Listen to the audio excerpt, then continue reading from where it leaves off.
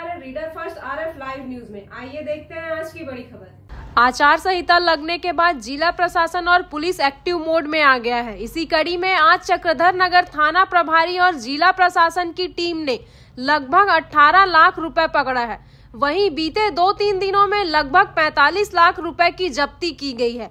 वहीं सीएसपी रायगढ़ ने कहा कि ऐसी कोई भी अवैध गतिविधि जो आगामी विधानसभा को प्रभावित कर सकती है, उसको लेकर जिला प्रशासन और पुलिस अलर्ट है। 24 घंटे निगरानी की जा रही है।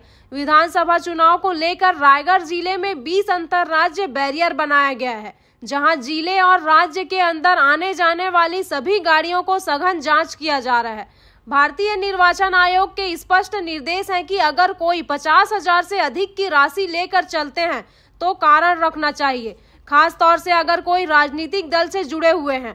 वहीं भारत निर्वाचन आयोग निर्देशानुसार 3 लोगों की कमेटी बनाई गई है, जिसमें यह कमेटी सुबह 11 और शाम 5 बजे कक्ष क्रमांक 21 में बैठी है। किसी का भी अगर कोई राशि या माल जब्त होता है तो इस कमेटी के समक्ष अपनी वैध दस्तावेज प्रस्तुत कर अपनी राशि वह जब्त माल रिलीज करा सकती है।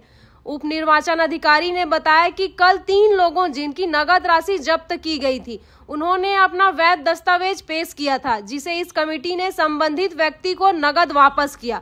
जैसे एक व्यापारी ने बैंक से 9 लाख निकाल कर रायगढ़ सामान खरीदी के लिए आ रहा था, तभी जांच करने वाली टीम ने उसे पकड़ लिया था। उस व्यक्ति ने अपना वैध दस्तावेज प्रस्तुत कर अपना 9 लाख वापस ले लिया। वहीं एक व्यापारी पेट्रोल पंप का कर्मचारी 2 से 2.5 लाख रुपए नगद हर दूसरे तीसरे दिन बैंक जाकर जमा करता है। उसने अपना बैंक स्टेटमेंट दिखाकर नगद रुपए वापस ले लिया है। तीसरा, उड़ीसा का व्यापारी जो रायगढ़ सामान खरीदने आया था, उनके द्वारा वैध दस्तावेज प्रस्तुत किया, जिसके बाद उनकी रकम वापस की। इस तरह की कार्रवाई में कितने लाख रुपए जब्त की गई है? जैसा कि आपको ज्ञात है कि माननीय इलेक्शन कमीशन ऑफ इंडिया के द्वारा मॉडल कोड ऑफ कंडक्ट आदर्श आचरण संहिता जो है छत्तीसगढ़ राज्य में लागू की जा चुकी है। इस तारतम्य में लगातार ईसीआई के जो गाइडलाइंस और डायरेक्शंस हैं उसको हमारे रेस्पेक्टेड डीईओ कलेक्टर साहब और एसएसपी सदानंद सर फॉलो कराने में लगे हुए हैं। अलग अलग टीम्स बनाई गई हैं, एसएसटीज एफएसटीज का गठन किया गया है, जो लगातार एक्टिवेटेड होकर काम कर रही हैं। साथ ही साथ थानों की भी पेट्रोलिंग टीम्स और साथ में हमारे सभी एग्जीक्यूटिव मजिस्ट्रेट्स भी साथ में हमारे इस कार्यवाही में लगे हुए हैं। इस तारतम्य में हमारा मुख्य उद्देश्य यही है कि किसी प्रकार का भी illegal cash, illegal liquor, drugs और कोई भी फ्रीबीज जिसकी वजह से फ्री एंड फेयर इलेक्शन कराने में किसी प्रकार की भी व्यवधान उत्पन्न हो, वो चीज़ें ना आ सके, इसको हम सुनिश्चित कर रहे हैं। इस तारतम्य में थाना चक्रधर नगर और एफएसटी की जो टीम्स है, उन्होंने पिछले 2 दिनों में 4 अलग अलग गाड़ियों से लगभग 17,78,000 रुपये जब्त करने में सफलता प्राप्त की है। ये जो रकम हमने जब्त की है, एक तो बोलेरो कार से परसों बोईदादर चेकिंग पॉइंट से 4,01,000 रुपये, महिपाल सिंह के कब्जे से 2,46,000 रुपये, इको कार में कल एकताल से आदित्य सिंह के कब्जे से, सिमिलरली एक पिकअप से 1,80,000 रुपये इरफान रब्बानी के कब्जे से और 9,50,000 रुपये अर्टिगा कार से श्री अभिषेक डालमिया के कब्जे से हमने विधिवत जब्त की है। आपको बताना चाहूँगा कि ये रकम जो है ये अभी इंटरमीडिएटली इंटरसेप्ट किया गया है, ये फाइनल जब्ती नहीं है। अभी जो भी यहाँ पर जिनसे हमने जब्त किया है वो चाहें तो एक रिलीज़ ऑफ कैश कमेटी बनाई गई है। 3 मेंबर्स की कमेटी है जो कि कक्ष क्रमांक 21 में कलेक्ट्रेट में ग्राउंड फ्लोर में बैठ रही है। वहाँ जाके सुबह 11 बजे, शाम को 5 बजे आप अपने रिप्रेजेंटेशन दे सकते हैं। अगर आपके पास किसी प्रकार के भी वैध दस्तावेज हैं इस कैश से रिलेटेड तो उसे देकर कैश रिलीज़ कराया जा सकता है। उसके बाद कमेटी की अनुशंसा जो होगी उसकी अनुशंसा पर हम जो है आगे की वैधानिक कार्रवाई करेंगे। बीते 4-5 दिन में अब तक कितने केस पकड़ा चुके हैं? लगभग पूरे जिले में देखा जाए तो 45 लाख से ज़्यादा रुपए जब्त करने में रायगढ़ पुलिस को और प्रशासन को संयुक्त रूप से सफलता मिली। संविधान के अनुसार 24 घंटे के अंदर उनको अपना पैसा अगर लीगल है तो पेश करके अपना पैसा ले जा सकते हैं, तो अब तक ऐसा कोई पैसे ले चुके हैं वापसी? अभी तक लगाने की उन्होंने कमेटी के समक्ष अपनी रिप्रेजेंटेशन देने की हमारे पास तो सूचना नहीं आई है।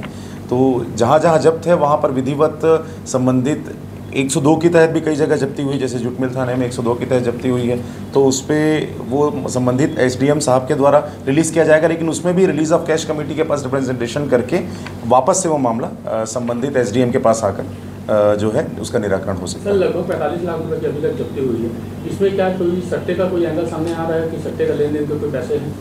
वर्ल्ड कप चल रहा है। चूँकि फिलहाल ये जांच का विषय है तो इस पर अभी किसी प्रकार का कंक्लूसिव कमेंट करना उचित नहीं समझता मैं, लेकिन अभी तक ऐसा कोई मामला सामने नहीं आया है।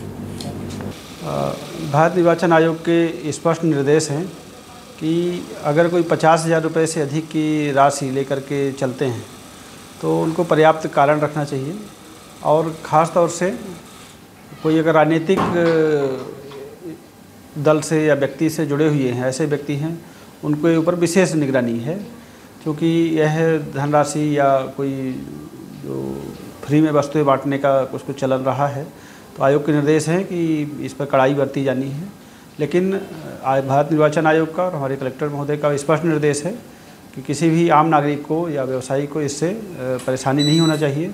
जो नियमानुसार अपना व्यवसाय कर रहे हैं उनको कोई कठिनाई नहीं हो। तो इसके लिए हम लोग फ्लाइंग स्क्वाड को एक कलेक्टर महोदय की उपस्थिति में पूरा ब्रीफिंग किया गया है कि कोई भी यदि इस तरीके से, चूँकि रूटीन प्रक्रिया है, उनको सभी पोलाइटली अपन काम करेंगे और संबंधित व्यक्ति से आग्रह करेंगे कि आप सहयोग करें, और करते भी हैं। और यदि कोई नगद धनराशि के साथ पाए जाते हैं तो उनसे प्रमाण पूछा जाएगा कि आप ये किस सोर्स से ला रहे हैं और किस प्रयोजन हेतु ले जा रहे हैं। यदि वो समाधानप्रद दस्तावेज प्रस्तुत करते हैं तो वहाँ पर फ्लाइंग स्क्वाड को और पुलिस अधिकारियों को पूरा अधिकार है, वो उन्हें छोड़ेंगे। लेकिन अगर उनको थोड़ा भी संदेह लगता है कि ये दस्तावेज नहीं प्रस्तुत कर पा रहे हैं तो उसे वो सीज करते हैं, और इसका पूरा एक ऑनलाइन सिस्टम भी है। भारत निर्वाचन आयोग के अधिकारी भी इसका निगरानी करते हैं। लेकिन इसमें चूँकि सड़क पर जब कार्रवाई होती है तो संबंधित व्यक्ति कई बार दस्तावेज नहीं दे पाते हैं।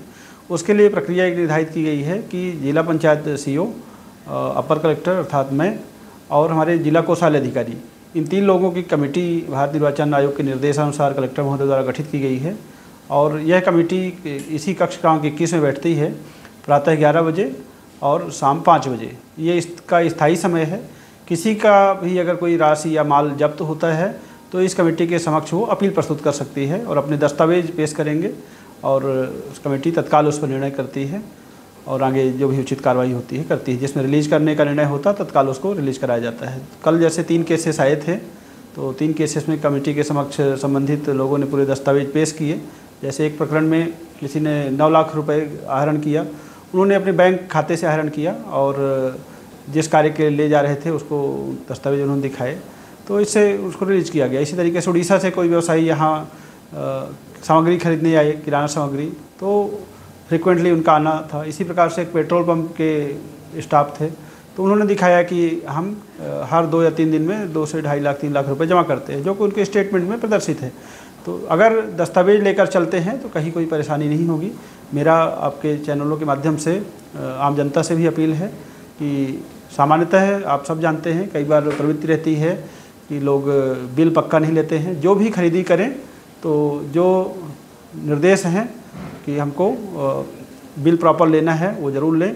अगर कोई यहाँ बचत करने की सोचेंगे तो बड़ी परेशानी में पड़ सकते हैं। बिल उनको लेना चाहिए और प्रदर्शित करना चाहिए। और आजकल अधिकांश ट्रांजैक्शन जो कि खाते से होते हैं, अगर कोई इस तरीके का भ्रम में रहेंगे कि हम कैश निकालेंगे और टैक्स बचा लेंगे तो उनका राशि जब्त हो सकती है, चुनाव तक बिल्कुल नहीं छोड़ा जाएगा।